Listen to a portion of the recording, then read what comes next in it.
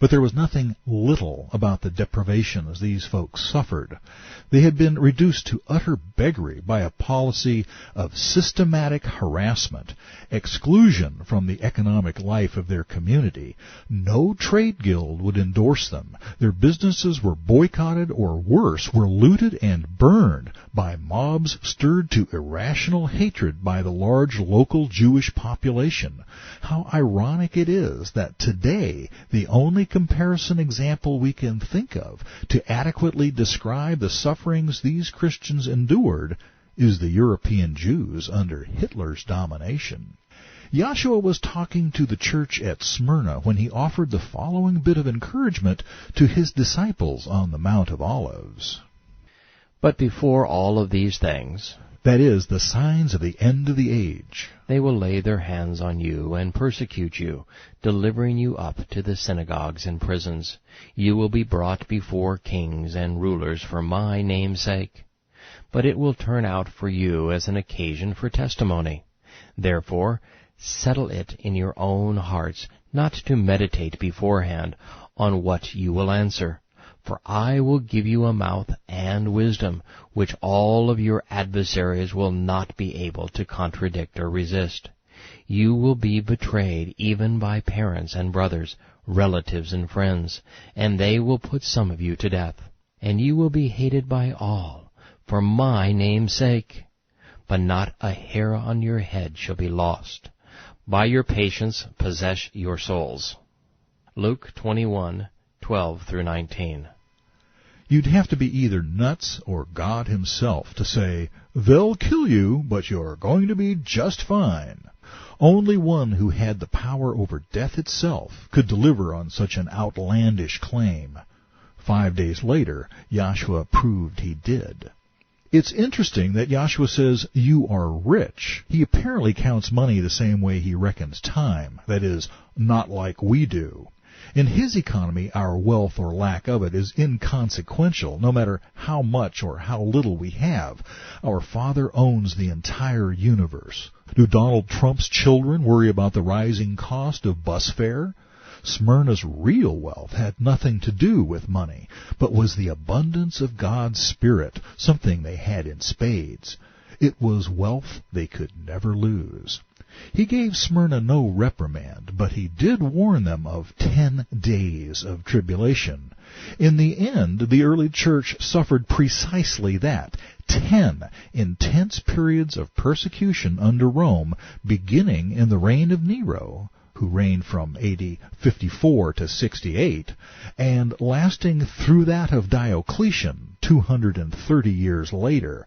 Somehow, knowing it's coming, knowing there's an end to it, can help us cope with adversity.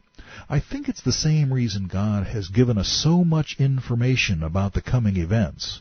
It's called hope. The church at Smyrna is still going strong. Between Islam and communism, between secular humanism and the false religions of man, there's plenty of overt persecution to go around. But in this world, subtle hatred of God and his people is also ubiquitous. As Paul said, all who desire to live godly in the Messiah Yeshua will suffer persecution.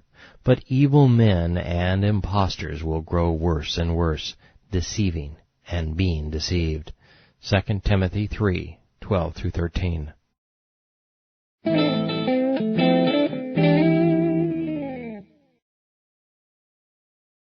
45 miles due north of Smyrna is Pergamos, today the village of Bergama.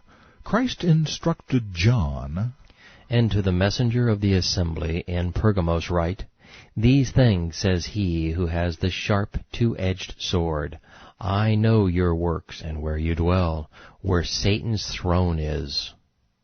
And you hold fast to my name, and did not deny my faith, even in the days when Antipas was my faithful martyr, who was killed among you, where Satan dwells.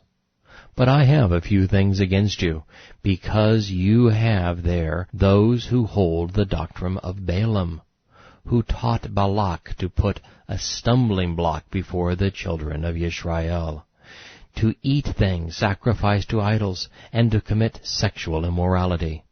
Thus you also have those who hold the doctrine of the Nicolaitans, which thing I hate. Repent, or else I will come to you quickly, and I will fight against them with the sword of my mouth. He who has ear, let him hear what the Spirit says to the assemblies.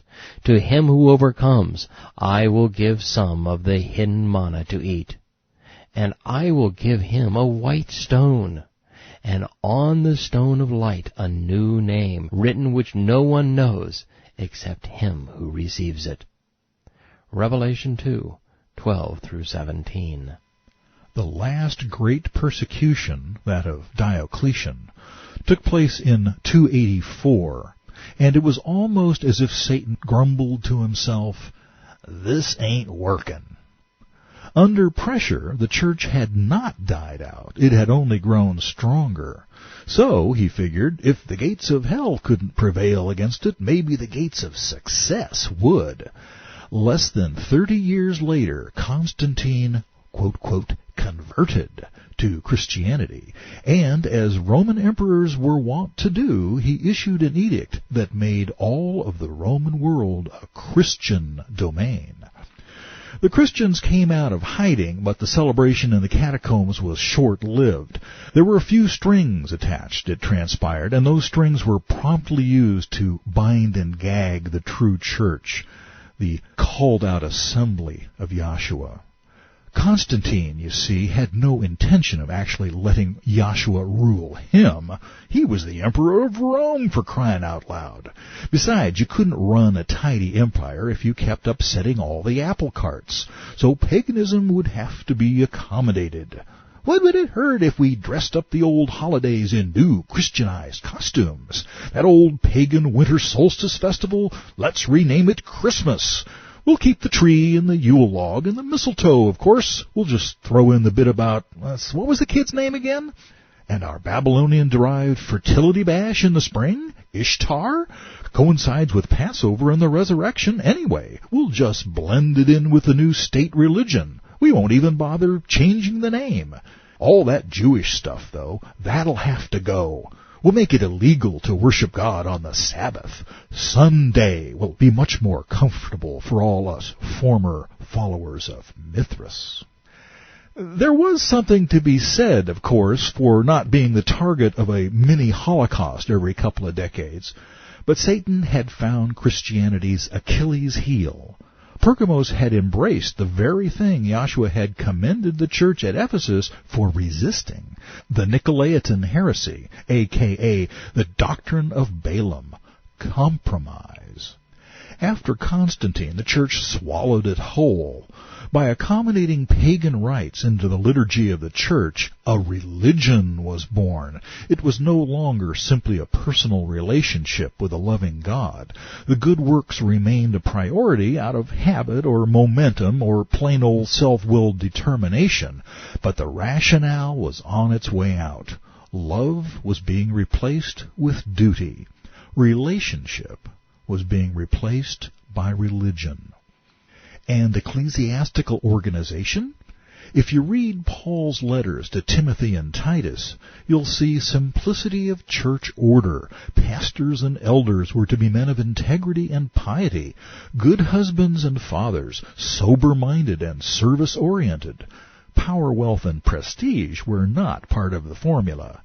But the institution that grew out of Constantine's edict brought with it a top-heavy hierarchy of priests, bishops, cardinals, and popes, of corrupt bureaucracy that was never God's intention for the church. It all brings to mind one of the parables that Yahshua used to illustrate this dispensation. The kingdom of heaven is like a mustard seed, which a man took and sowed in his field, which indeed is the least of all seeds. But when it is grown, it is greater than the herbs and becomes a tree, so that the birds of the air come and nest in its branches. Matthew 13:31 and 32. Mustard plants aren't supposed to grow into trees. As long as the church remained a humble shrub, the birds, the scriptural metaphor for evil, had no interest in building their nests there.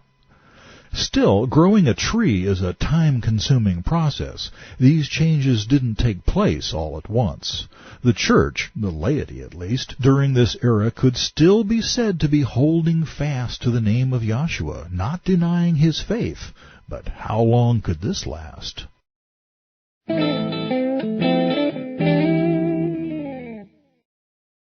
A few miles southeast of Pergamos is Thyatira, the next church on John's mailing list.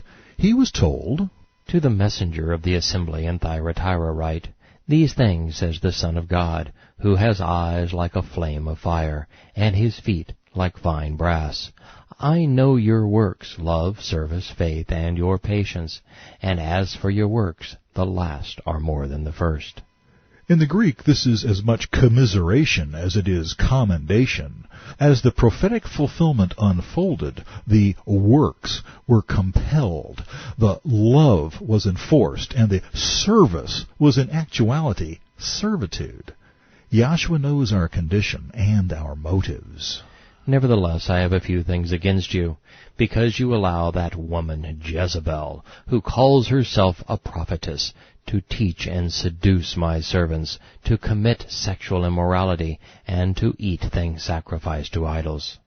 And I gave her time to repent of her sexual immorality, and she did not repent. Indeed, I will cast her into a sickbed, and those who commit adultery with her into great tribulation, unless they repent of their deeds. I will kill her children with death, and all of the assemblies will know that I am he who searches the minds and hearts, and I will give to each one of you according to your works. Now, to you I say, and to the rest of Thyatira, as many as do not have this doctrine, who have not known the depths of Satan, as they say, I will put on you no other burden. But hold fast to what you have till I come, and he who overcomes and keeps my words until the end, to him I will give power over the nations. He shall rule them with a rod of iron, and they shall be dashed to pieces like a potter's vessel, as I have also received from my Father, and I will give him the morning star. He who has ear, let him hear what the Spirit says to the assemblies." Revelation 2:18-29. Once the leaven of compromise had been introduced, it was only a matter of time before the whole loaf of Christian religiosity grew too big for its baking pan. As Yahshua put it in his parable, "The kingdom of heaven is like leaven, which a woman took and hid in 3 measures of meal until it was all leavened." Matthew 13:33. It's my guess, with a speculation factor of 5 here, that the 3 measures ultimately represent the Roman Catholic, Orthodox, and Protestant branches of Christendom. We are all tarred with the same brush, compromise with the world. Thyatira represents the church at the height of its political power. The picture is not a pretty one, and yet it's not all negative. The church at this stage of history was, at least among the laity, the part God is particularly interested in, relatively unified.